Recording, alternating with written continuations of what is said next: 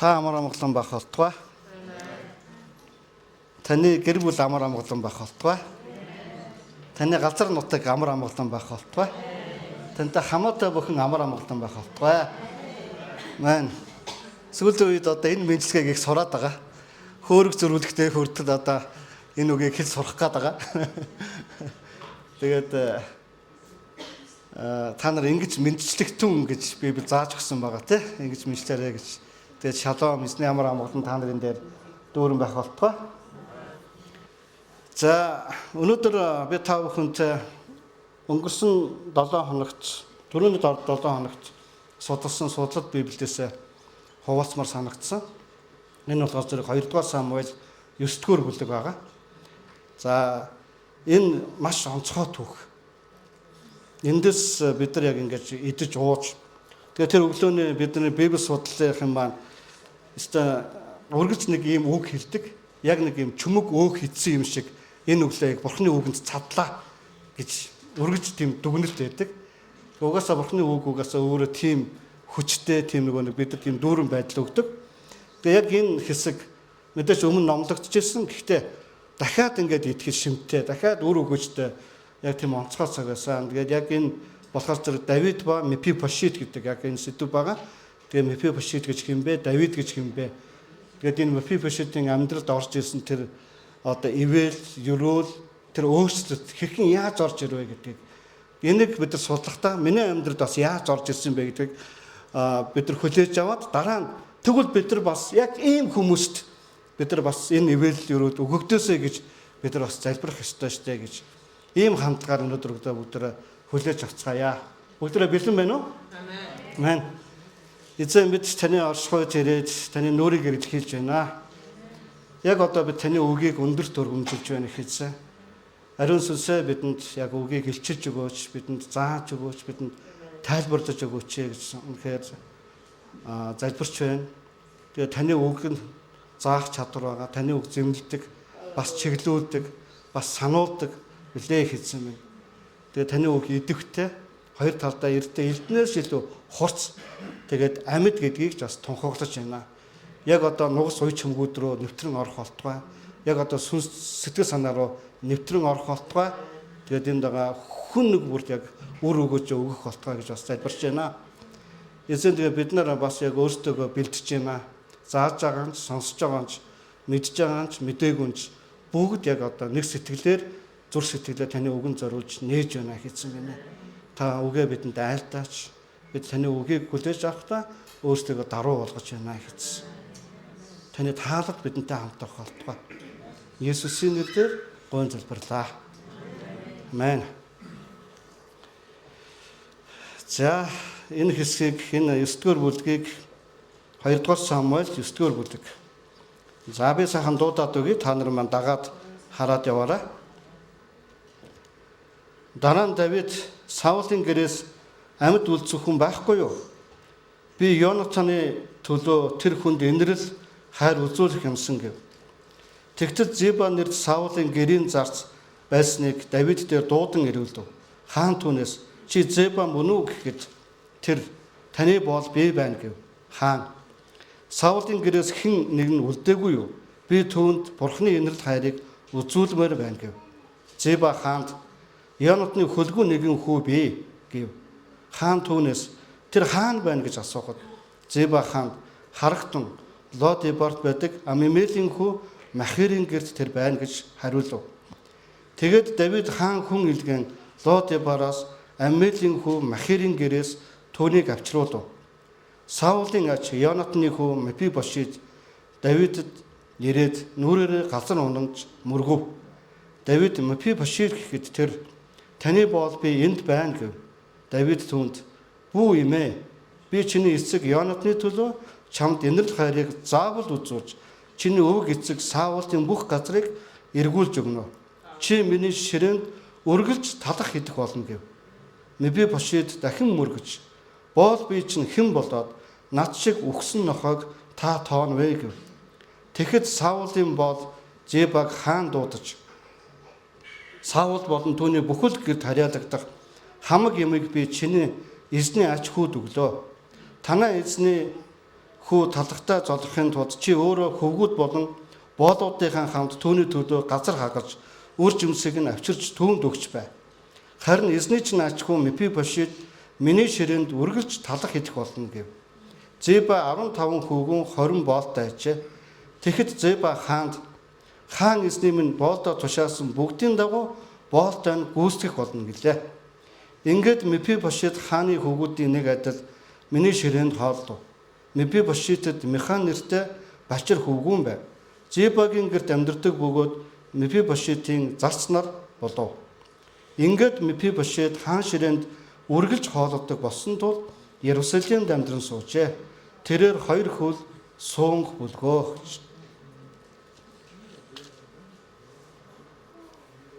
Дараа нь гэдэг энэ бүлэг эхэлж байгаа тийм. Тэгэхээр энэ өмнөх үйл явдлаа их сонирхолтой. За би товчхон ярьж өгье. Энэ өмнө юу болсон мэхээр зэрэг эзэн Давидтай гэрээ байгуулсан. Тэгээд Давидын хаан ширээ мөнхөд тогтноо гэдгийг эзэн амласан. Би үүнийг хийх болно гэдгийг эзэн Давидд хэлсэн баг. Тэгээд Давид энэ зүйл талархаад Давид эзэнд хандан залбираад за үүний дараа юу болж байгаа гэхээр дайн болдог. Тэгээд Давид маш их дайн хийж байгаа. За Давид бол одоо Авраамд амлагдсан, түүний хүүхдүүдэд амлагдсан тэр Канаан нутгийг бүхэлд нь эзэлсэн тэр хаан бол Давид хаан байсан. Түүний дараа хаан бол Соломон хаан 40 жил хаанчлахдаа огт дайн хийгээгүй. Тэр ерөөсөө улсаа хөгжүүлсэн, сүм барьсан, дэд бүтцтэй анхаарсан хаан байсан. Хан түүний эцэг Давид болохоор зэрэг маш их дайн хийсэн. Тэгээ зогсоогүй хүүдээ сүм барихад нь эсний өргөөг барихад нь зориулж материалыг эд бааз бүх хангалуун байдлуудыг бэлтгэж өгсөн ийм хаан баг. За ингээд Давид ингээд дайн хийж явах бүх үйл явдал дотор Давид хэрхэн ядад байгуулсан бэхээр зэрэг энэ Давидын сайнаас болоогүй. Давид агуу хаан байсан учраас тэдний жанжтаас нь болоогүй. Тэдний айрмаас нь болоогүй. Тэдний ус үндэснээс нь болоогүй. Энэ дотор Давид дайнд ялчсан гол нэг шалтгаан нь бид нар Библийг судалж байхдаа олж харсан зүйл нь юу байсан бэхээр зэрэг эзэн түүнд туслах гэж. Бурхан түүнд тусаас. Тэгэд яагаад бурхан Давидд туслах болсон юм бэ гэж судалсан чинь яг өмнөх бүлэг дээр нь эзэн түүнд амласан гэрээ байгуулсан байсан. Тэгэд эзэн бол энэ Библи болохоор зэрэг хуучин ба шинэ гэрээ гэж байгаа. Тэгээ бид нар ингээд энэ гэрээн дотор амьдардаг хүмүүс аахгүй юу? За бид нар бол шинэ гэрээн дотор амьдарч байгаа. Биднээс өмнөх нь хуучин гэрээн дотор амьдарч байсан. Тэгэхээр зэрэг яг энэ эзэн бол үргэлж эзэн гэрээндээ итгэмжтэй байсан. Тэр Авраам байгуулсан гэрээндээ итгэмжтэй байсан. Израильчуудтай байгуулсан, Мосетой байгуулсан, Йошуатай байгуулсан, Исаак, Яаковтай байгуулсан. Бүх гэрээндээ тэр итгэмжтэй байсан. Тэгээд энэ удаашсан Давидтай байгуулсан гэрээндээ тэр маш итгэмжтэй байсан. Тэгээд Давид дайнуудад ялаад ус орнуудыг эмхтгээд ингээ явж байхдаа нэг зүйлийг ойлгосон нь юу гэхээр зэрэг тэр Йонатны төлөө ботсон. Тэгээд бүгд Йонатан Давид хоёрын нөхөрлөлийг мэдэн тий. Тэр хоёр хоорондоо амт бололцсон. Бас гэрээ бас бивэнд ам тангараг өгсөн ийм нөхөрлөлттэй хоёр нөхөр байхгүй юу?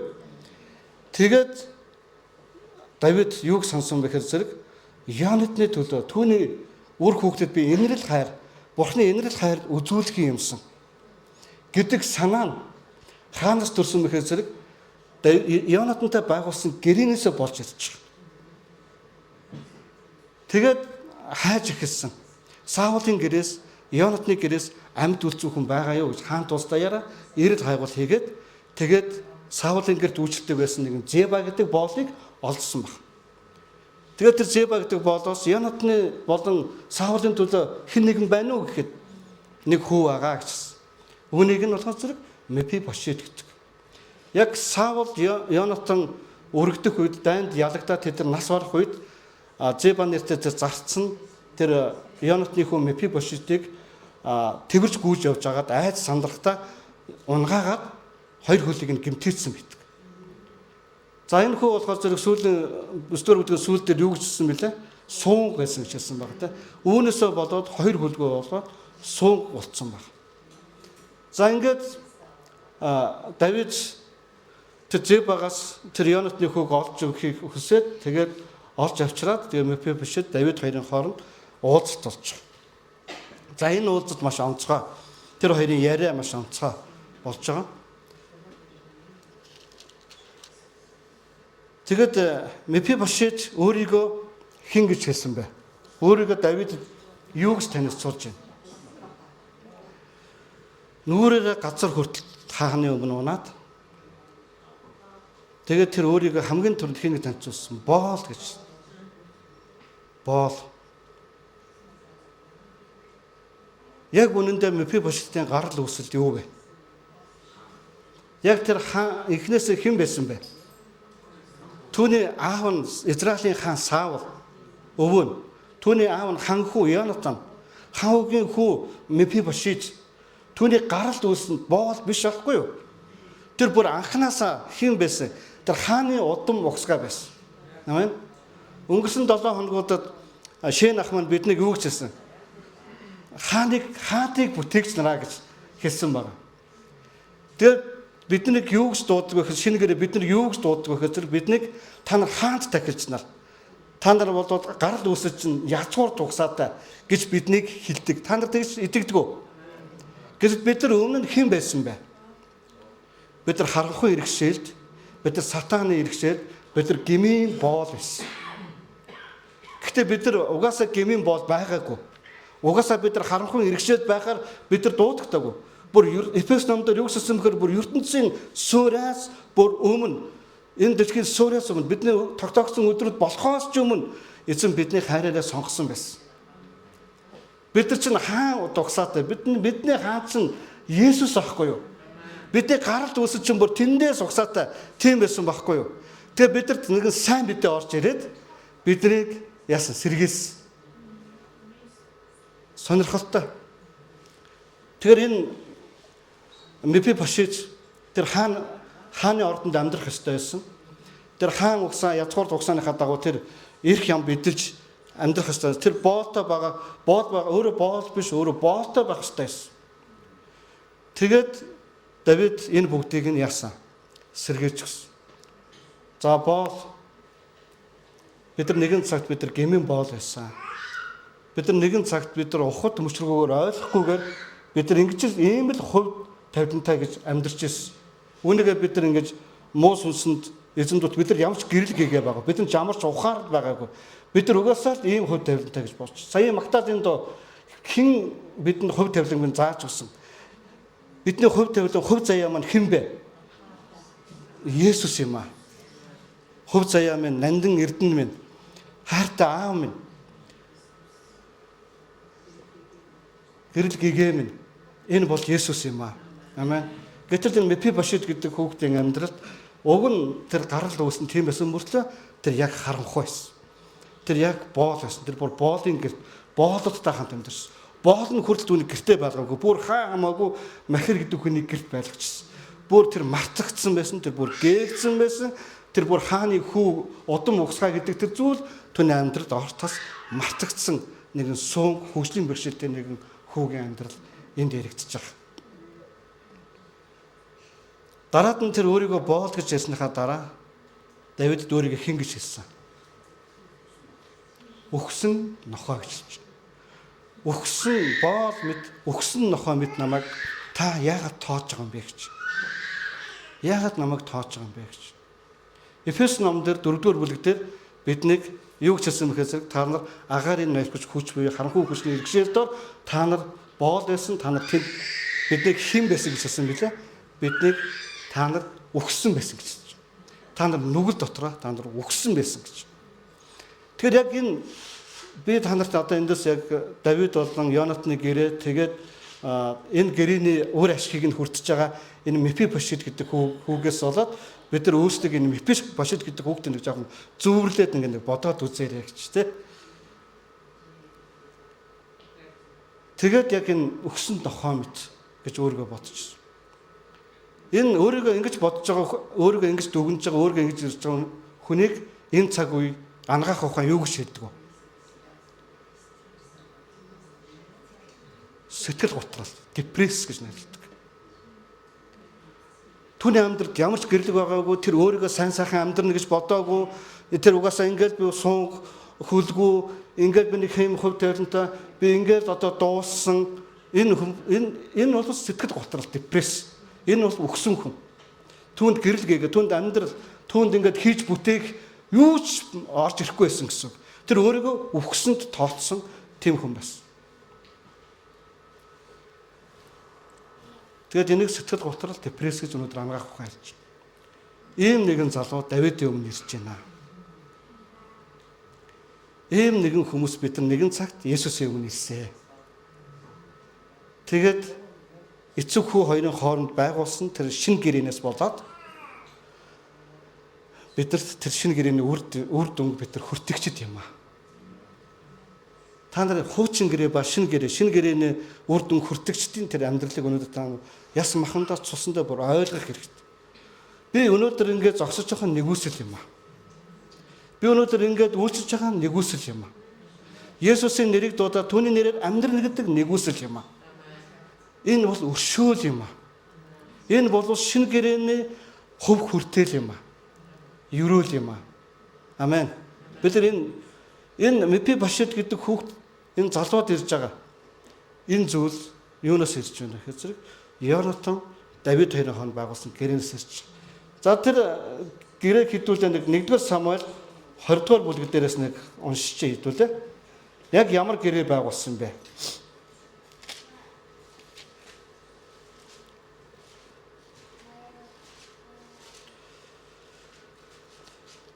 1-р Самуэль 20-р бүлгийн за 12-р ишлэлээс 17-р ишлэл хүртэл уншиж өгье. Тэгэхэд Йонатан Давидэд Израилийн бурхан эзэн гэрч болох би маргааш эсвэл нөгөөдөр өдийн үед эцгийнхээ санааг тандаж мэдээ. Хэрв Давидын талаар сайхан сэтгэлтэй байвал би хүм хэлгээж чамд дуулгахгүй гэж юу. Хэрв миний эцэг чамд хорон мөг үлдэхээр шийдсэн байвал үүнийг чихэнд чинь дуулгахгүй чамайг гисэн бинд зүгтаалахгүй бол эзэн Йонатан намайг тийхүү бас түүнээс илүүгээр шийтгэх болтугай. Эзэн миний эцэгтэй хамт байсны адил чамтай ч хамт байх болтугай. Миний амьд ахуйд чи надад эзний хайр инэрлийг үзүүлэхгүй гэж юу. Намайг өгсөн ч бас эзэн Давидын дайснаас нэгийг ч үлдээлгүй газрын хөрснөөс устгасан үедч чи өөрийн хайр инэрлийг миний гэрээс үрд бүү салгах гэж хэлв. Ингээд Йонатан Давидын гэртээ ийхүү гэрээ байгуулад эзэн Давидын дайсуудын гараас үүнийг нэхэг гэв. Йонатан Давидэд хайртай байсан тул түүгээр дахин тангаргалуулв. Учир нь Йонатан өөрийн амийг хайрлах адил Давидыг хайрладаг байжээ. Аллилуйя. Ингэж энэ хоёр хооронд гэрээ байгуулсан. Энэ болохоор зэрэг юм хайрын гэрээ. Йонатан Давидыг ааваасаа хамгаалчих. Би амьд ахудаа би чамайг хамгаалах болно. Харин нэгэн цаг үед чи өргөмжлөгдөөд хаан болоод чи хэн нэгэн болох үедээ чи бас надад туслаарай гэсэн. Ийм гэрээ. Тэгээ энэ хоёр ингээ бүр хайрын гэрээ байгуулж би биндээ бүр юм хайртай байсан. Тэгээд энэ дотор юу гэж хэлсэн бэ нөхөр зэрэг намайг өгсөн ч бас миний үр удамд чи хайр нэрлээ үзүүлээрэй гэсэн. Тэгээд бүр үнийг бүр ингээд Йонатан Давидээр бүр ингээд тангаргалуулсан баг. Тэгээд Давид маш их олон дайн хийж туслаад байгаа нэг шалтгаанаа олдсон. Эзэн надтай гэрээ байгуулад амлалтаа биелүүлээд байгаа юм биш тэгээд дараа нь Йонатандаа байгуулсан гэрээгээ санаад тэгээд түүний талаар хайр инэрл үзүүлэх боломжийг хайж эхэлж байна. Тэгвэл бид нар өнөөдөр Есүс бидэнтэй байгуулсан тэр гэрээ бид нар шинэ гэрээний тэр хөв инэрлийг тэр хүчсэнийг мэдснийхээ дараа бид нар юу хийх вэ? Бид нар Давидтай Йонатандаа байгуулсан тэр гэрээний тэр үр дүн хүртэгчийг хайжсэн шиг бид нар бас шинэ гэрээний хөв хүртэгчийг хайхгүй гэж юу? Үүнийг илгээлт гэж байгаа юм. Тэр мартагдсан хүмүүсийг, тэр өгсөн нохоо мэд хүмүүсийг, тэр гмийн боол байгаа тэр хүмүүсийг, тэр удам ухсгаагаа мартсан, бурхнаас хувь заяад хувь тавилантай гэдгээ үнэхээр гээсэн тэр хүмүүсийг тэр хайх зүрх сэтгэлийг илгээлт гэж байгаа юм. Амен. Нэгэн цагт бид нарыг ингэж хайж хэн нэг нь ирсэн. Гэрээний дагуу ирсэн. Агслах маань, Силкэгч маань, Кристианагч маань, Битена маань, Герман, Европ, Солонгос, Америк илгээлтийн эзэд монголчууд энэ гэрээний дагуу ирсэн. Тэгээ бид нар хөв хэсгийг нь хүртсэн хүмүүс мөн үү? Яа харахгүй мөн юм аа. Амен. Тийм учраас яг энэ Давид гэрээгээ сансан, Йонатантай байгуулсан гэрээгээ сансан, тэгээд Мефибошет. Буцаад бүгд 2 дугаар Самуэль 9 дугаар бүлэг дээр очие. Мефибошет туслах хаан, Израилийн хаанын туслах шалтгаан нь яг юу вэ? Мефибошет нэр алдартай хүн байсан уу? Мартагдсан байсан. Амьд байгаа үгүйч мэддэхгүй. Тийм нэгэн байсан. Тэр хааны ширээн тэр Иерусалимын хаанд төр төшөлцөх тийм туршлагатай, тийм төвшний хүн байсан уу? Үгүй. Сэтгэл готрол депресс тунсан. Тэ? Одоо өнөөдрийн нийгмээр бидний хэлэх юм бол үнэхээр годамжинд хаягдсан архичин тийм хүн, шорон оронд ороод мартагдсан тийм хүн, гэрийнхээ мухард зүгээр хөгжлийн бэрхшээлтэй ингээд дуусна гэж бодож байгаа тэр нэгэн хүн. Тэгээд Давид хаан одоо түүний төлөө юу хийснээ бүгдээр харцгаая. За Мефибошет бол өөрийгөө ингэж бодож байна. Харин Давид хаан түүнд юу гэж хэлсэн бэ гэхээр зэрэг тэгэхэд за 9-р эшлэлээ сонсож байгаа. Тэгэхэд Саулын бол Зебаг хаан дуудаж Саул болон түүний бүхэл гэрд хараалагдах хамаг ямыг нь би чиний эсний аачгүй өглөө өгч. Хамаг ямыг нь би чиний эзний аачгүй өглөө өгч. Саулын гэрд хараалагдах. Саул хаантай хамааралтай эдлэн газар тариалан мал ахуй ямар зүйл байна? Эд дагуурс юу байна? Байшин сав юу байна? Энэ бүх зүйлийг би чиний эзний аачгүйд өгч байна гэж. Тэгээд Давид хаан түүнийг өгсөн нохоо мэтээр нь харсан уу? Дүгнсэн үү? Түүнийг боолчгээр нь харсан уу? Үгүй. Тэр түүнийг Саулын аачгүй гэдгээр нь ханхуу гэдгээр нь харж. Амен. Эзэнд бид нар ирэхэд эзэн биднийг хэн гэж хардаг вэ? Өө чи юм уу боол, хар архичин, завхай, үнэхээр алуучнаа гэж бидэнтэй ханддаг. Би та нарыг боол гэж дуудахгүй, би та нарыг анд нөхөд мөн гэж хэлнэ гэсэн тэр Есүсийн үгийг бүгдээрээ санацгаая. Амен. Тэр биднийг бүр хайр хүүмэн гэж дууддаг. Амен. Тэгээд Давид хаан яг тэр өөрийгөө өгсөн нохоо гэж хэлсэн, өөрийгөө боол гэж хэлсэн. Харин Давид хаан түүнийг Саул хааны ачхүү гэдгээр нь хэлж. Тэгээд бүх юмыг нь эргүүлэн өгч яана гэж. Тэд эзний хүү талхтай танаа эзний хүү талхтай золрохын тулд чи өөрөө хөвгүүд болон боолуудынхаа хамт түүний төлөө газар хаагаж үр жимсийг нь авчирч түүнд өгч бай. Харин хэний эзний чинь ачхүү Мефибошет миний ширээнд үргэлж талах идэх болно гэвэ. Зеба 15 хүүгэн 20 боолтой ажээ гэж. Амен. Амар сэтгэл хөдлөм үнэхээр тийм түүх. Тэгэд чи танаа гэрийнхэн чамтай хамт байгаа боолууд одоо эзэндээ үйлчлэнэ. Саул хааны ачхүү Мефибошетэд та нар үйлчлэн. Чи тэднийг талхтай болгохын тулд чи газар хагал. Мал ахуй тэр дараад ингэн ирэхэд танаа гэрт байгаа танаахан танаад байгаа боолууд түүнд үйлчлэнэ. Харин чиний эзний хүү Мефибошет хаана байх вэ? Тэр хаан ширэнд надтай хамт үргэлж талах идэх болно гэж. Амен. Бүгд Еврей номын нэг үгийг санацгаая. Еврей номдод бидний юу гэж хэлсэн бэ? Та нар хаан ширээ рүү зоригтойгоор ойртогдсон гэж хэлсэн. Яг тэгвэл та нар түүний цусаар зүтгэгдсэн, та нар ариусгагдсан. Та нар хаан ширээнд та нар тавттай морил. Тэр хаан ширээг юу гэж нэрлэдэг вэ? Еврей номон дээр нэгүслийн хаан ширээ гэдэг. Нэгүслийн хаан ширээ гэдэг. Тэнд гавья байгуулсан суудаг биш. Тэнд дайнд ялсан суудаг биш. Тэнд баян чинээлгэн суудаг биш. Тэнд ингээд авьяас чадвартай суудаг биш.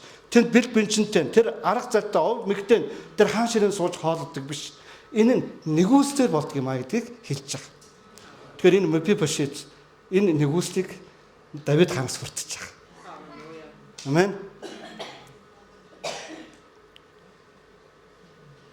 Тэгэд ингэж хэлснээр тэр хаан ширээнд тэр хаан за цааш нь уншия.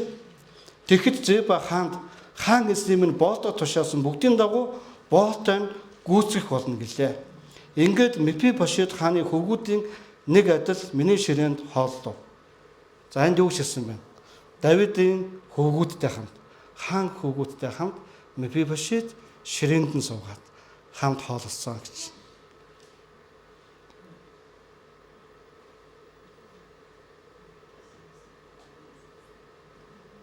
Мефибошетэд Миха нэртэй бачир хөвгүүн байваа. Тэгэхээр одоо яг энэ хүртэл Давид хаантай уулзах хүртэл Мефибошет ямарсан эрийн цэнд хүрсэн, үр хөвгөд төрүүлсэн байсан байна. Ямарсан ихнэр ногт дурддахгүй байгаа. За Зебагийн гэрд амьдардаг бөгөөд Мефибошетийн зарснаар болваа гэж. Зебагийн гэрд амьдардаг бөгөөд гэж. Мефибошетийн юу гэсэн? Зарц болсон. Тэр Давид хаан дээр эрэхтэй өөрийгөө боол гэж хэлсэн. Одоо Давид хаан түүнийг эзэн болгож байгаа. Амен. Ингэж эзэн хувь тавиланг өөрчилдөг юм аа. Ингэж тэр гарал үүслийг нь эзэн ингэж сэргээж байгаа юм аа. Давид ингэж сэргээж байгаа юм. Тэгэхээр хаадууд минь ээ. Тэгэхээр хаадууд минь. Та нар энэ хаан гэдэг үгийг ингээд өөрөөсөө хэр их ингэж одоо хол бодож байна. Эсвэл энэ үгийг хэр их ойрхон зүр сэтгэл дотор бодож байна. Шэнахыг энэ үгийг номлох хүртэл энэ үг надаас хол байсан шүү. Хаан гэдэг үг. Тэгээд намайг хаан гэж хэлээ зогсоогүй, намайг хэн гэж хэлсэн? Хаадыг бүтээгч гэж хэлсэн. Хаадыг бүтээгч гэж хэлсэн. Тэр хаадыг хаанаас бүтээдэг байх нь вэ? Тоос шорон дотроос бүтээдэг. Сэтгэл гутрал дотроос, депресс дотроос бүтээдэг. Боолуудын боол, босгоны шорон дотроос хаадуудыг бүтээж болох нэ. Яагаад гэвэл угаасаа гарал үүснэ хаан заяатай юм аа. Амен. Угаасаа гарал үүснэ хаан заяатай. Угаасаа бид нар чинь Бурханаас бүтээгсэн, Бурханаас заяатай Бурханы арт түмэн байхгүй юу? Ингэж Мефибошет гэдэг хүүхдийн гарал үүслийг нь удам ухсгааг нь Давид хаан сэргээж өгч. Энэ бол түүний аавтай нь Янотантай байгуулсан гэрээнээс ирж байгаа ерөөл юм аа. Тэгэхээр өнөөдөр шинэ гэрээний зууч нь хэн бэ? Есүс Христ юм аа. Абелийнхаас дээр ярддаг цус гэж хэлсэн баг. Абелийнхаас дээр ярддаг цус гэж хэлсэн баг. Абел Бурхан хэлсэн баг. Абелийн цус газраас над руу хашгирч байна гэж Каинд хэлсэн баг. Тэгээд тэнд цус амтны одоо амин хаана байдаг вүлээ? Цусандаа байдаг. Цус ярддаг. Цус хашгирдаг. Абелийн цус Бурхан руу хашгирсан гэж. Тэр юу гэж хашгирсан бол? Абелийн цус юу гэж хашгирсан бол? Их сонирхолтой. Гэхдээ Христийн цусыг Абелийнхаас илүү дээр ярддаг гэж хэлсэн баг. Тэгэхээр Абелийн цус гомдол, гинтэн үхэл, халалга, хүчирхийлэл дотор болсон. Буруутгал дотор болсон, атаархал дотор болсон тэр цус. Тэр Бурхан руу гомдол хашгирсан баха. Би өгчглээ штэ миний амиг хамгаалахгүй яасан бэ гэж гомдож хашгирсан тэр хашгираан байсан баг. Харин Христийн цус өнөөдөр юу ярьдаг вэ? Христийн цус юу ярьдаг вэ? Тэр заалмаар тэр юу хэлсэн? Юу хийж байгаагаа мэдэхгүй энэ арт өмнөд та уучлаарай. Христийн цус Бурханаас өөрсдөө хашгирч ярьдаг, нэгүсэл дууддаг, өршөөл дууддаг. Христийн цусан дотор ямар ч гоморхол байхгүй. Христийн цусан дотор ямар ч атаархал байхгүй. Христийн цусан дотор ямар ч нэг тийм одоо дундуур юм байхгүй. Тэр цус бидний төлөө хашгирдаг. Нэгүсэж гэж хашгирдаг. Ингэж хашгирснараа тэр Абелаас илүү дээр явдаг тэр цус юм аа. Тэр гэрээний зууч нь бол Есүс Христ юм аа. Үүнээс болж өнөөдөр бид Христийн өмнө зогсох нүртэй байгаа юм аа. Амен. Тэгвэл өнөөдөр хэн ч өөрөөрөө сайрхах боломжгүй гэж. Мефибошетэд өөрөөрөө сайрхах боломж байна уу? Түүнд ямар сайрхах юм бэ?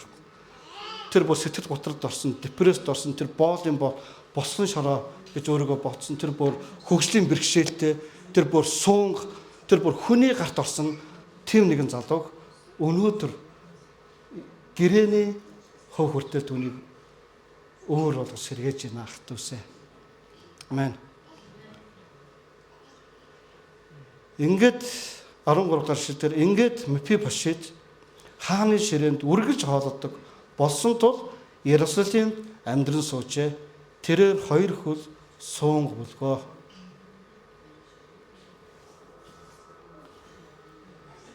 Хааны ордонд та нар хэн байна гэж боддгоо? Хааны ордонд хэн сууна гэж боддгоо? Хаанууд хөвгүүдтэй хэн ширээнд хоолно гэж боддгоо? Гэтэл суунг хөлтөө өөрийгөө өгсөн нохомт өвсөн боолмот тэр нэг хөвгөө шинэ гэрээний тэр үр дүн хүртэж байна. Энэ нь надад хамаатай, энэ нь танд хамаатай юм аа. Амен. Та өөртөө найдахаа болохгүй юу? Та өөртөө найдахаа болохгүй юу? Та Христэд таалагдахын тулд та өөртөө найддаг. Та гавья байгуулахыг хичээдэг. Та нар нийгмийн онлоор явж гэнэ үү? Нийгмийн онлоор явж гэнэ үү? Харин Бурхны үгээр бид нар явж гэнэ. Бид нар Христийн цусыг ярьдаг тэр цусыг басамжилж байгаа юм биш үү? Түүний нэгүүлслийн хаан ширээг бид нар өөрсдөөсөө дэндүү хол гэж бодож байгаа юм биш үү? Харин энэ нь үгүй юм аа. Энэ нь Иесус Христээр дамжин бидэнд ирсэн шинэ гэрээ юм аа. Амен. Та нар энийг ингээд ойлгосон бол, энийг ингээд зүрх сэтгэл дотроо ингээд авсан бол өнөөдөр та нараас магтаал, та нараас талархал, та нар Христэд үйлчлээд тэр бүх хүндлэлүүд нь ундран гарах юм аа. Энэ нь таны сайнаас биш учраас гарддаг юм аа. Таны сайнаас биш учраас гарддаг юм аа. Энэ нь миний сайнаас биш учраас гарддаг юм аа. Би өглөө болгон нэмэг эргэн цүлээнд номлохын тулд эсний өмнө зогсохдоо Бурхан минь таны нэгүслийн улмаас л энэ боломжтой штэ гэж хэлдэг. Би түүний өмнө бардамнан сайрхах, би туусан амьдралд он жилүүдэд тоолох ямар ч боломж авахгүй. Би үүгээрээ олж авсан гэж хэлэх эрх надад байхгүй. Харин түүний цуснаас нэгүслээс л болж байгаа маа гэдгийг л зүрхэндээ мэддэг. Амен. Энэ намайг Христийн дотор төлөвшөхөд гол төлхөөр шалтгаан болдог. Хааны гүнжүүдээ, хаан хөвгүүдээ бүгд хаан болцгоё. Тэгээд хаадуудыг бүтээцгээе. Амен. Ингээд өөрийгөө ингээд өөр тэр байр суурин дээр бод. Эфес номдор биднийг байр суурийг хаана гэж хэлсэн. Бидний байр суурийг хаана гэж хэлсэн. Христтэй хамт Тэнгэрлэг газарт бидний байр суурь суулгацсан гэдгийг хэлсэн баг. Христтэй хамт гэж байгаа шүү. Христ хаана байгаа? Тэр эцгийнхээ баруун гар талын сэнтээд байгаа юм аа. Түүнтэй хамт зэрэгцээд бидний байр суурь тэнд хамт байгаа гэсэн үг юм аа. Тэндээс бид нар амьдардаг юм аа. Эндээс биш. Тэндээс амьдардаг юм аа. Амен. Та нар хаанаас амьдардаг гэнэ үү? Дээрээс тэр байр суурнаас амьдардаг. Тэндээс үйлчилдэг. Тэндээс ярьдаг. Тэндээс тунхаглах. Тэндээс явдаг. Тэндээс үйлчилдэг байх ёстой. Боолоос биш. Босгоны шорооноос биш. Сэтгэл готролоос биш. Өгсөн нохоо мэд амьдралаас биш. Бид нар суулгацсан тэр байр суурнаасаа бид нар үйлчлэх ёстой. Энэ бол итгэмжит үг юм аа. Энэ бол сонсож байгаа хүн өнөө ерөөл болох үг юм аа. Амен. Ингэж чуулганаа би ерөөж байна. Бүгд хаадууд болцгоё. Амен. Энэ гэрээний тэр хувь хэсгийг бүр ингэж хайр анмуугаар бүр хүртээ. Хин хүртэх асгүй гэж хэлээд байгаа. Хин шивнээд байгаа. Түүнийг дууга бол гэж хэл. Яагаад гэвэл би ертөнцийн сураас өмнө хайрлагдсан би хаан юм аа гэж. Дуудагдсан хүн юм аа. Бурхны хүн юм аа гэдэг энэ төвшин дээр бид нар амьдрахаар дуудагдсан юм аа. Амен. Бид нар 4 сарын 20-нд Христийн эзнийхээ үхээд амьлуулагдсан өдрүүдийг тэмдэглэх болно. Өмнөх өдрүүд нь зовлонгийн 7 хоног байгаа. Бид нар сайн байсан гаргийн оройг бид нар маш нухацтайгаар тэмдэглэх болно. Бид нар тэр Христийн цусны тухай бид дахин бодож үзэх болно. Тэр өдөр бид дахин Христ дотор нэгэн шин автаа сэргэлтийг бид нар хийх болно. тэгээд зогсохгүй тэнд бид нар бас ургац хураадан баярлах болно. Тэнд бид нар ямар ургац хураана гэж тэнд бид нар өгсөн нохоонуудыг боолуудыг авчираад байс өрөнд нь хаан ширээнд нь хаадын хөвгүүдтэй хамт хооллох боломжийг нь олгох болно. Амен. Ингүүл бид нар хэн нэгэн сайн мэдээ ярих маань утга учиртай болно. Ингүүл бид нар хэн нэгний төлөө амьдралаа зориулж байгаа маань утга учиртай болох болно. Бид нар тэр хүмүүс рүү очиод цуглаандаа ир гэж хэлэхдээ, Есүс байдаг гэж хэлэхдээ бид нар эрх мэдтэй байх болно. Энэ нь зүгээр Христийн сургаал зүгээр нэг тийм амжилттай амьдралын сургаал биш. Энэ салхи бат дэг журамтай амьдралын сургаалч ерөөсөө биш. Энэ нь ингээд баян чинэлэг амьдрах сургаалч ерөөсөө биш. Энэ нь ямар нэгэн оргил манлайлалд хүрэх тийм сургаалч ерөөсөө биш. Энэ нь зүгээр дагалдаж ирдэг шагнал ивэл юм аа. Эдгээр нь зүгээр дагалдаж ирдэг байх ёстой. Энэ нь бидний жанжин шугам биш байх ёстой. Амен. Харин бид нар нэгүслийг олох юм бол бид нар нэгүслээр амьдрах болно. Амен.